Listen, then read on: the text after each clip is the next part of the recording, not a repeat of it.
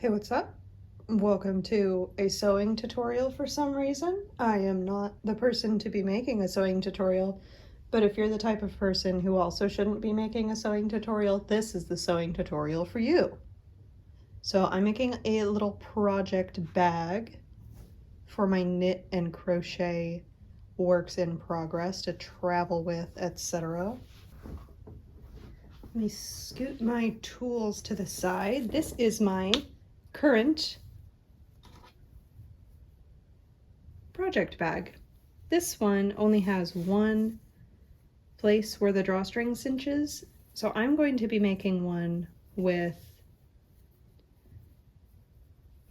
this opening for the drawstring on opposite sides so that it can cinch on both sides and then tie in the middle.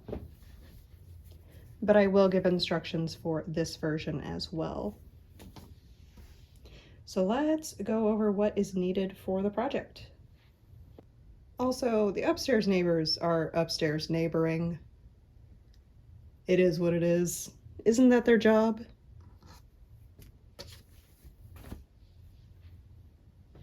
So first and most importantly, you're going to need fabric.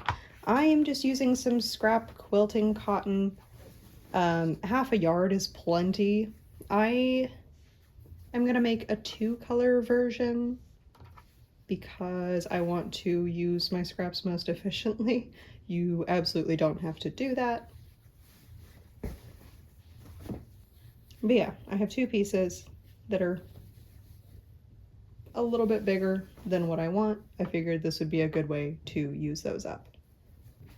In addition to the fabric, you're going to need either scissors. These are kitchen shears that I've been using for sewing for years. I think kitchen shears are underrated. Or you can also use a rotary cutter and quilting ruler or regular ruler. You're going to need something for measuring. You're also going to need an iron. This is a little miniature traveling iron that I've had forever. It is my only iron and I don't know where it came from. Regular sewing pins. I won't be using these a ton, but they can be helpful. Everything in this project is straight lines, so these are less necessary, but still a good idea if you have them. And either a sewing machine or needle and thread. You can do this either way. Sewing machine is obviously going to be faster, but needle and thread are infinitely cheaper, so you do you. Oh, and if you use a rotary cutter, you'll definitely want a mat to cut things on. Optional is Tailor's chalk, or just any type of fabric marking tool. I like the chalk. Also optional, paint stains on your cutting mat. Arthritis flare is optional, always.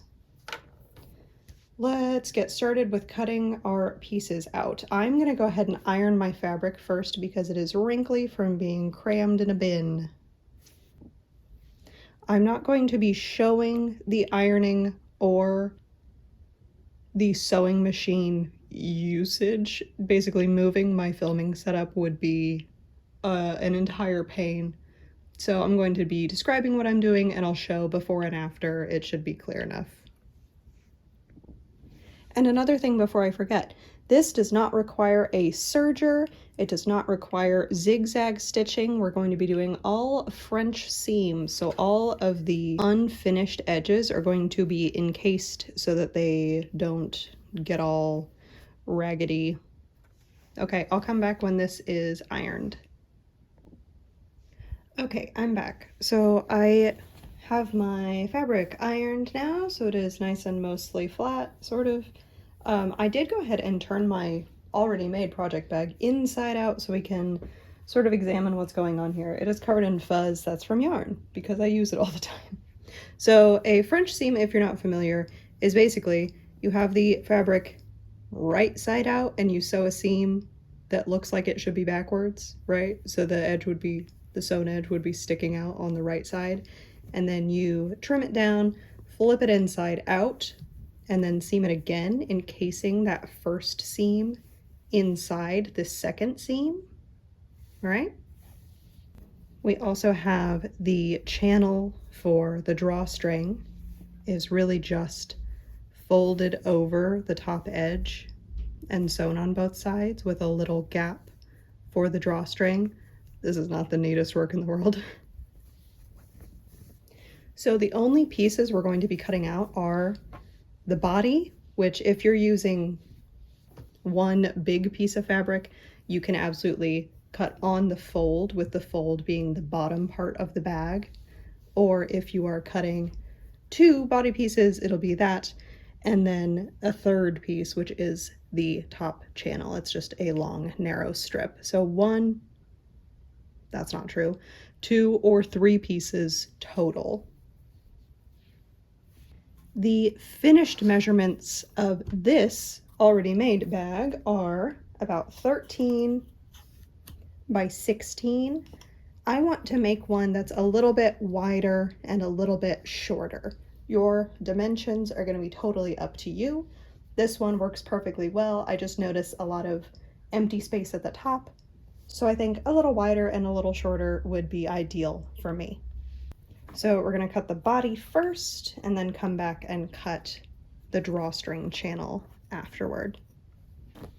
So talking about seam allowance, we're going to be sewing all the seams at 3/8 of an inch. So for the bottom width of the bag, it's going to be the desired finished bag width plus 3/4, no, plus 3/8 of an inch plus another 3/8 of an inch to account for the French seams. We're basically just going to do the seam allowance twice.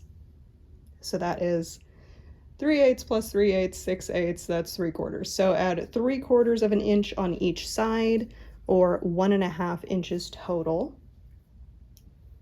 Because I want my bag to be about 14 inches wide, I'm going to cut 15.5 inches. Hey, it's me from the future with 2 finished bags. Just hopping in to say, multiple times in the tutorial, I'm going to talk about the drawstring casing as adding height to the bag. I forgot that's another thing I intended to change. Right, so you can see on the new version, the drawstring casing is completely inside the bag. The old version, it's folded in half on top of the bag. That will make more sense when we get to the part where we sew those on.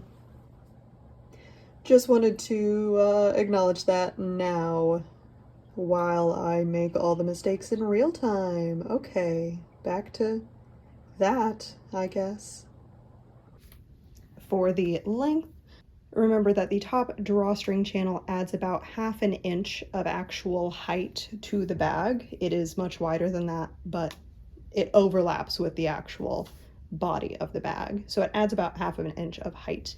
You also want to have a little bit of seam allowance that will get encased in the drawstring channel. So at the top, you'll want to add maybe 1/2 inch, 3/8 would be totally fine. And then if you are not folding your fabric, you will want to add seam allowance at the bottom, which will be the 3/8 plus 3/8, so 3/4 of an inch to the bottom. I'm for sure going to forget that immediately, so let me write this down.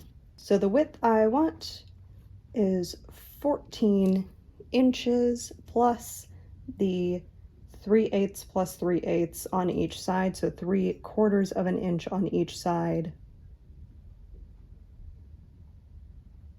which is 1.5. So we're going to do 15.5 inches. For the length, I want that to be, what did I say? It was 15.5. I wanted it to be shorter. 14.5 plus that 1/2 inch. I am doing decimals, I am doing fractions. This is not a math video, if you haven't noticed. The 1/2 inch at the top and 3/4 at the bottom. So 15 3/4. Cool. I'm gonna reference that later. Later is now. We're cutting. So just based on the weird shape of my fabric, I'm gonna do the width this way and the length this way because I think that's gonna fit the best. I have this weird cut here. Yeah, that will work for me. Again, if you're cutting on the fold, your setup is gonna be different from mine, and that is no big deal.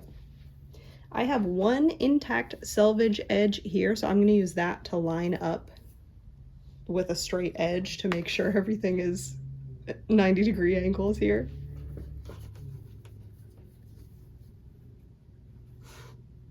This little checkered gingham whatever piece of fabric is not cut exactly 100% on the grain, but it's pretty close and it's a very straight cut, so I'm gonna go with it and just line this up with the selvage. Uh-oh, I didn't iron very well.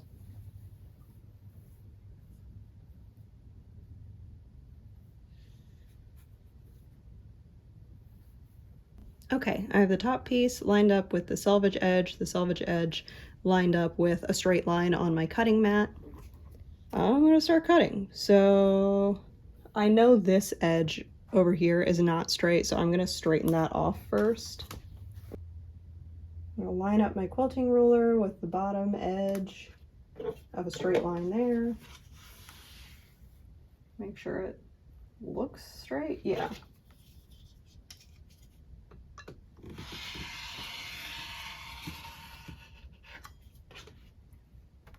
I ran out of cutting mat, but it's not gonna matter because I'm gonna be cutting across that anyway. So the width for me is 15.5 inches. I'm just gonna mark that with chalk. You can pin it, you can mark it with a pen, you can just try to remember, you know, choose your own adventure. I'm gonna cut here. Once again, lining the ruler up with a straight line on the cutting mat. Moving to the other side. I am the worst about leaving the blade out. Hey, these are like the sharpest blades in existence. These were forged by wizards. I really don't know what's going on with these. If you even bump your skin as gentle as a feather falling through the air, this will cut the shit out of you. It's so sharp. Just close it. Any moment you're not using it, it should be closed, but I'm me, so it's open all the time, 24/7.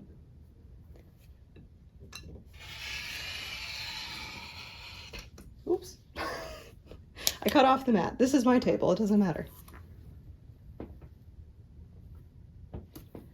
Cool. Okay, now I want to cut the length. Actually, let me go ahead and cut this little selvage edge off.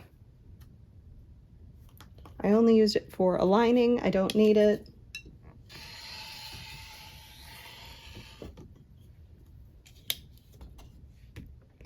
I'm realizing now that that's just going to be a bunch of fuzz. Did it mostly work? Yeah, it mostly worked. So what do I do with this? Okay, now I'm going to measure the height, or the length. I keep using those interchangeably, and I don't see that stopping anytime soon. Also, if you're marking with chalk, probably do it on the wrong side of your fabric, like I didn't do. Marking the height, 15.75 inches. Where's my chalk?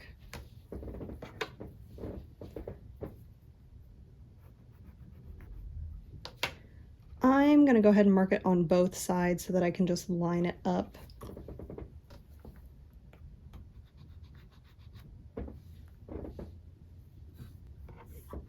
Okay, now I'm going to just match these markings. I'm gonna do this side of the ruler.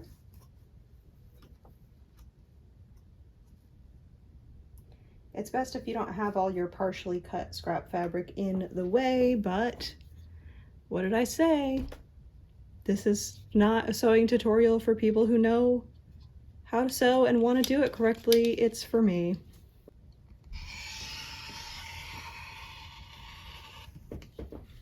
Because I'm in charge of editing, no one's gonna know that I messed up that first cut so bad, and now we're gonna be like half an inch shorter than, maybe a full inch shorter. It's gonna be about 3/4 of an inch shorter than I meant for it to be. That's a full inch. And I did all that math for what reason? I always do this by eye. That just proves it. Math is evil. You don't need it. Make it up as you go. Numbers are fake. Moving on. I'm not embarrassed in the slightest. It's gonna be fine. It's gonna be short and it's gonna be chunky and it's gonna be cute. This is still the top of the bag in my mind. I think I can cut, I have enough fabric to cut 2 separate channels to match my 2 different fabrics. That would be cute. I'll do that. I'll do that. Good thing I didn't mess up the width. The width is gonna be exactly the same. So I'm gonna fold this, set it to the side briefly. We're going to do our width measurement, which for me is 15.5 inches by 2.5 inches. If you want your drawstring channel to have only 1 opening, you're just going to do 1 long piece. It's just going to be the width doubled. So if I was going to do just 1 opening, I would do 31 inches instead of 15.5 to 15.5 inch ones. Okay, so this is longer than I need it to be, but I'm just going to cut this edge to clean things up and then work from there.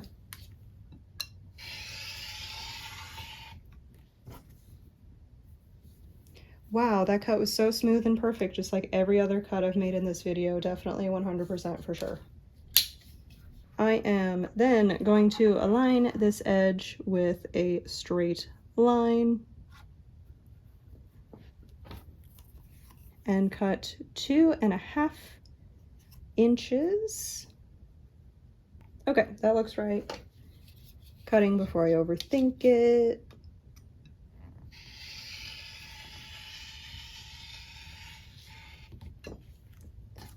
Cool, okay. No, close it.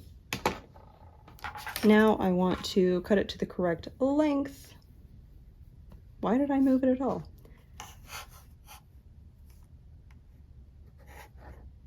I'm just gonna lay the ruler kind of in the middle. 15.5.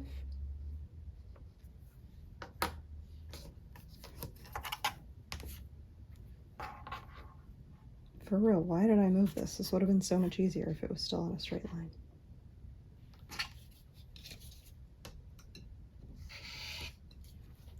I know someone's gonna comment on this and be like, this makes me feel so much better about my sewing.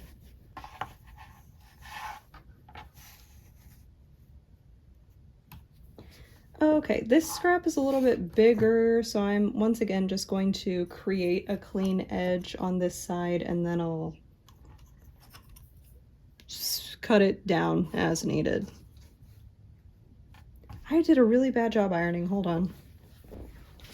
Okay, that is somewhat better. This crease is really stubborn. I think my iron wasn't all the way heated up and I don't own an ironing board, so I'm ironing on a stack of unfolded towels and blankets on the coffee table, like you do, classic.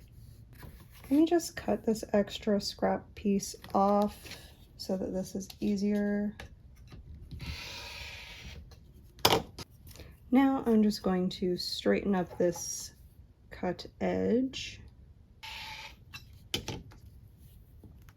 2.5 inches.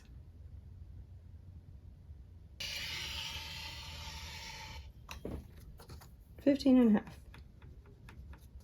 It is actually really not that important that the length of this is 100% perfect because we're going to be folding over the edges. There's going to be a little gap for the drawstring. It's not going to be a big deal. But for now, we have the 2 body pieces. We have the 1 or 2 body pieces, sorry, and the 1 or 2 drawstring channels. So the first thing we're going to do is put the wrong sides together so that we can sew the first part of the French seam. Let me re-iron this too, geez. Okay, what were we doing? wrong sides together.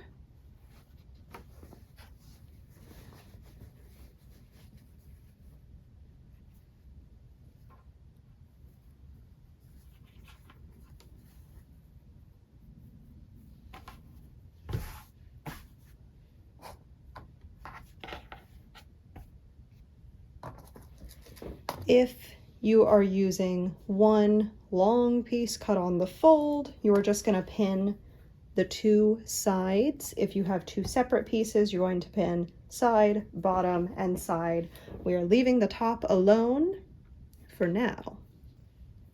Okay, I'm not using too terribly many pins because it's just rectangles and straight lines, and I don't think they're going to move around too much. If you are sewing this by hand, you may want to use chalk or some sort of marking tool to mark the 3/8 inch seam. So we're gonna go ahead and sew just around the sides and the bottom, just the 3 edges, leaving the top completely alone with a 3/8 inch seam allowance. I will come back when that's done. Okay, and now you have a bag and you're done. I'm just kidding. So now you have 3 edges sewn. You'll notice I did not go back and forth with the reverse button on this one.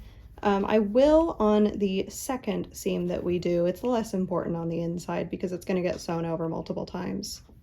So right now I'm going to trim down these seams to about 1/4 of an inch so that we can fold this inside out and encase those unfinished edges on the inside of our French seam.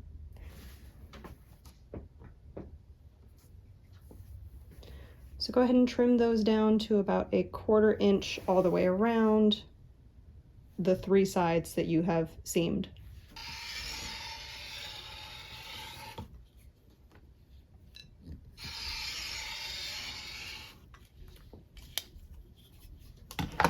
Why have I been trimming these with scissors the whole time? That was so fast. Okay, edges trimmed. What we're going to do now is turn the whole thing inside out.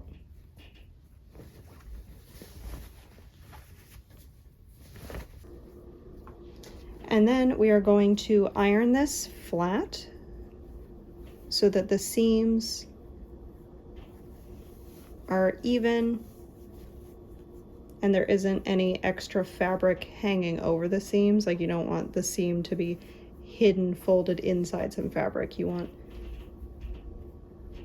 the seam pulled out as far as it can be, ironed flat. So I'll be back when that's done. Okay, it is inside out, it is ironed. I'll show you on my finished bag. If you only have the 2 sides, you're just gonna sew up each side at 3/8 of an inch, and that will completely enclose that first seam that we made. If you have the sides and the bottom to sew, you will just sew each side, again at 3/8 of an inch to enclose the previous seam. I will be back when that is done. Okay, so here is what that French seam looks like.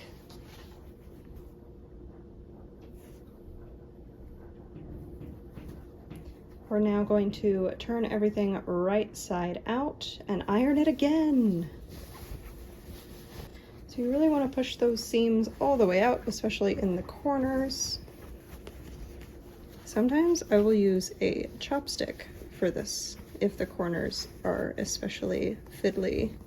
I think it's going to be fine this time. Okay, so if you have the 3 seams instead of just the 2, there is going to be quite a bit of fabric in the corners there, but once you have something in the bag, I promise it's not going to matter. And we're not doing any more sewing down here, so you won't have to sew over any of that bulk. It's just there, but it's done, and you don't have to touch it again. So go ahead and iron these seams flat, and I will be right back. Okay, so now we're back. Everything is ironed, all the seams are flat. Now we are going to sew the channel for the thing, the drawstring. We're going to compare those to the length of the bag now that everything is French seamed. These are going to be significantly longer. So what we're going to do is fold it in wrong side to wrong side so that it's just a teeny tiny bit shorter overall than the full length of the bag. And then each of these sides we're going to fold under itself so that you have a double fold here.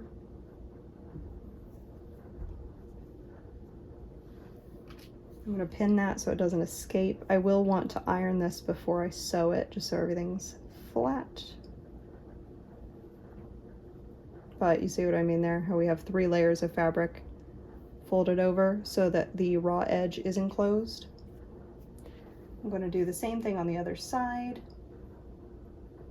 It does not matter a ton what the measurements are of these folded bits on the inside, just as long as you have enough room to seam these and catch all 3 layers of fabric. See? I say see, but it's so not focused. Okay. See, so 3 layers of fabric. I will iron that before I sew it.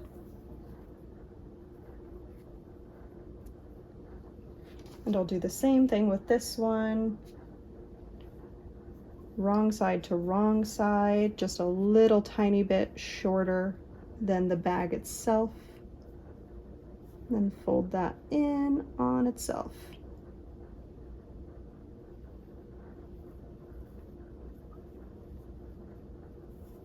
So we have 3 layers. And pin.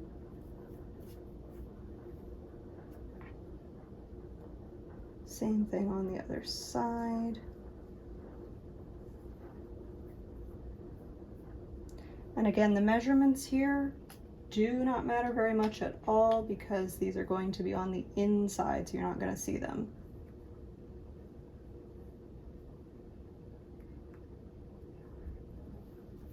Okay, so I'm going to iron all of these flat, then I'm going to sew each one straight across, and then I will be right back. You can see I sewed just maybe like a 1/4 inch in from that inside folded edge. That way it caught all 3 layers. Now we have just a nice finished edge on each side. So next step is to line these up right sides together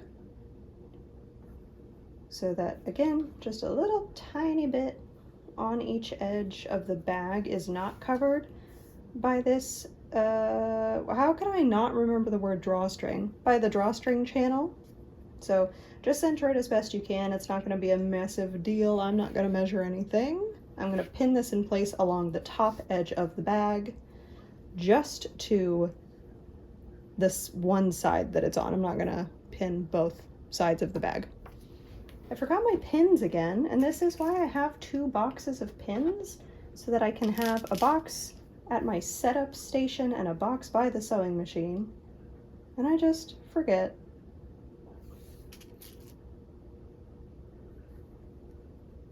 Okay, you can see that is pinned in place. I'm going to flip it over and do the same thing on the other side. If you are making a bag with 1 drawstring opening, you can have these edges meet in the center. That didn't make any sense. Meet in the center of the front of your bag, and you just pin it all the way around. So I now have that pinned on both sides. I'm going to, on my sewing machine, sew all the way around the top edge, just 3/8 of an inch from this very top unfinished edge, taking the pins out as I go, and then when I come back, it'll just be sewn in a circle. I'll show you what that looks like when it's done. Okay, so that is now sewn to the bag on one side. We're gonna go ahead and iron this. Actually, we're gonna turn it inside out first, and then we're gonna iron it. So what we're gonna do is iron this seam down. It's going to be flat against the body of the bag. You will notice that I have this French seam to one side. Honestly, whatever side it naturally wants to go to is totally fine. It can be either way, it does not matter. I just tend to flatten them in the direction that I'm sewing. It 100% will not matter. All I'm gonna do right now is iron these little flaps down. BRB. Okay, so this is now ironed flat-ish. The seam is pressed down towards the body of the bag. Because my French seams are folded in one specific direction, which they have to be because the seam goes over it, I'm gonna go ahead and just pin those so I don't accidentally twist them in the wrong direction at any point. There's only like 2 more steps, we're almost done. But still.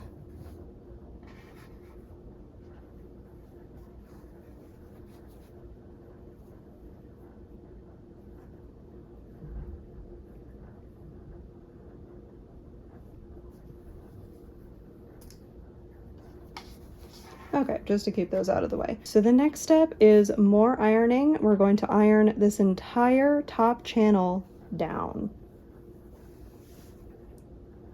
so that this top edge is just bag and channel. The channel is going completely on the inside. So we're just going to flatten these all the way so that the only part you see on the outside is the original body of the bag.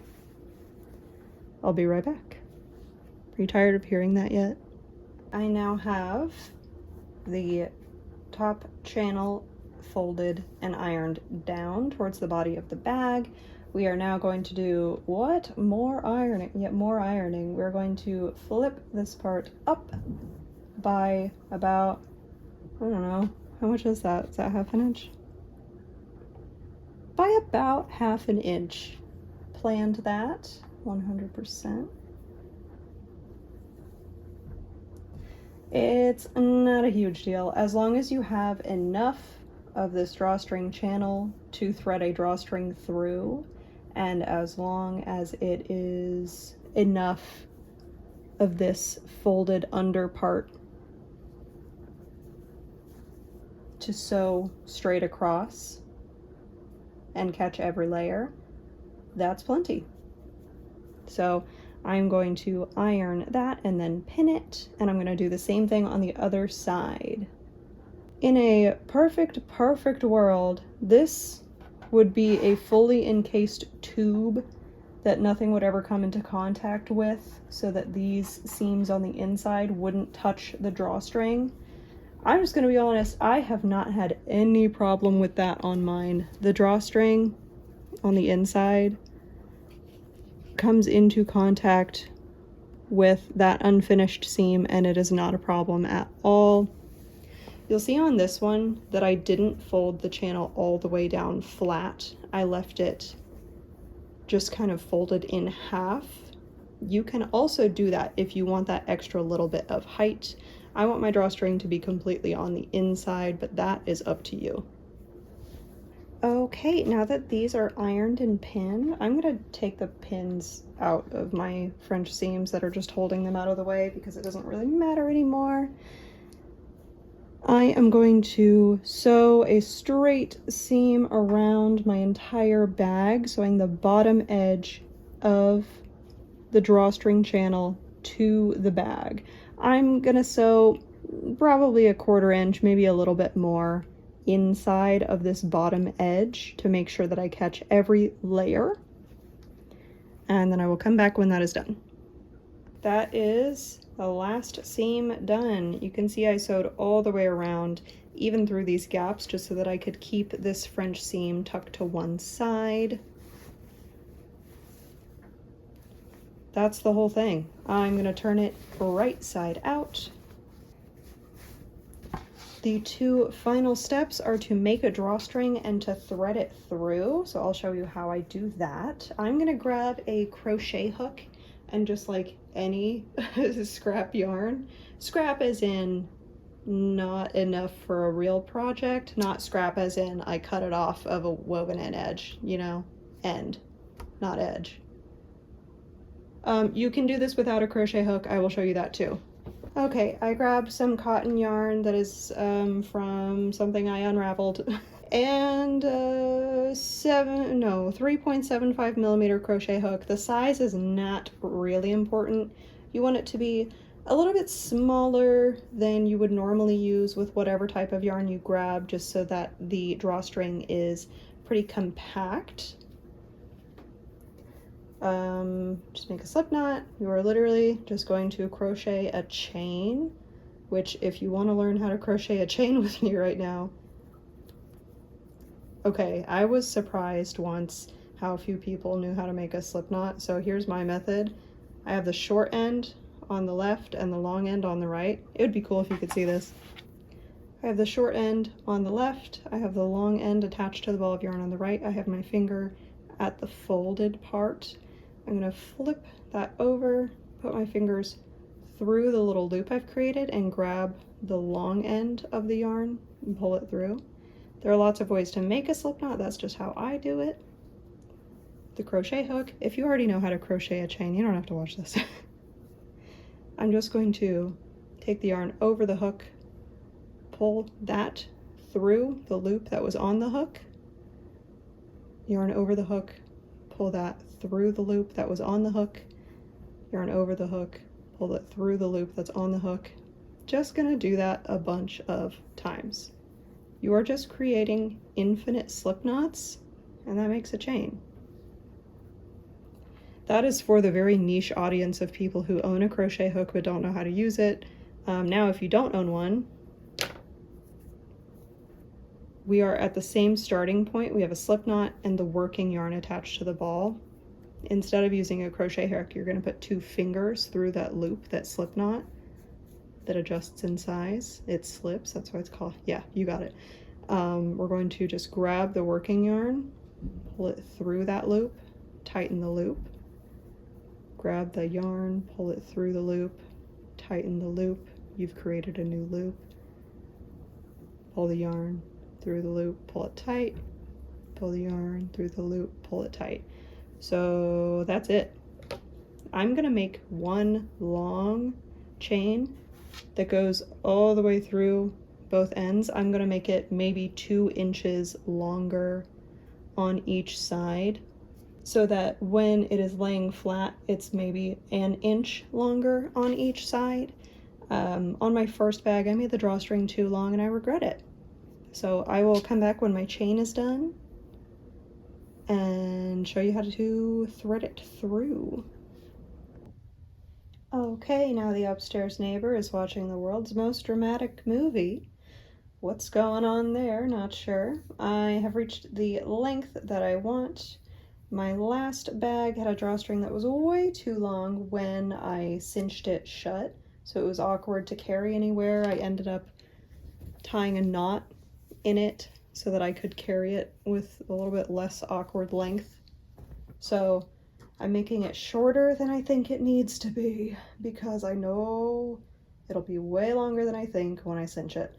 So I'm going to cut, leaving just a little tail. Oh, I need to stop cutting things with adhesive with those scissors. And I'm going to pull the tail through so that I now have a closed slip knot on both ends. So I'm going to weave it through. I have this big plastic needle that doesn't really work for anything except this. So I've just threaded it through.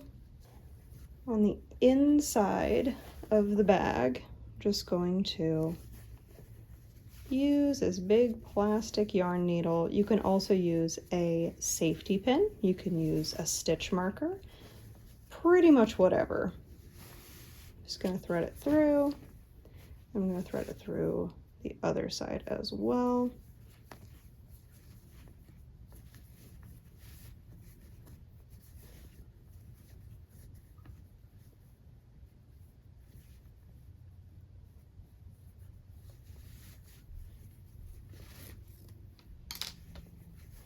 So now I have both ends on one side. I'm going to tie a secure knot, trying to make sure that the chain parts are as close together as possible without tying the chain parts themselves. I just want a very small but secure knot right between the chains.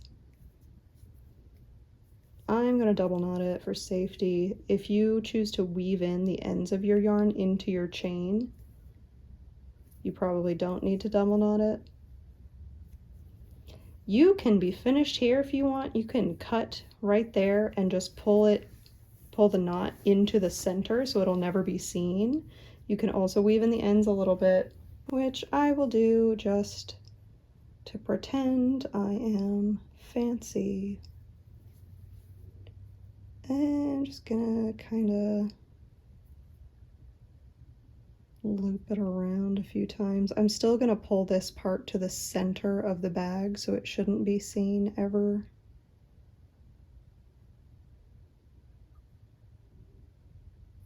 But this looks a little bit nicer than a knot.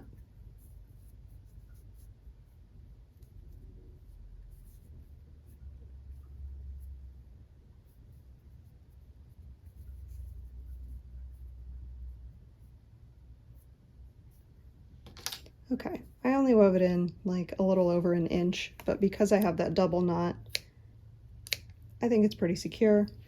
I'll do the same thing on the other side. The cat is watching me with such intense focus right now.